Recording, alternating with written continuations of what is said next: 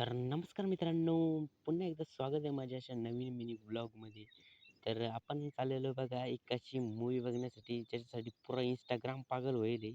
तर चला आपण आता ब्लॉगच्या एंडमध्ये तुम्हाला कळेल कोणती मूव्ही बघायला चाललो आहे आपण. तर चला थिएटरमध्ये भेटतो आता तुम्हाला. चला आता आपण फायनली थिएटरमध्ये आलेलो आहे बघा.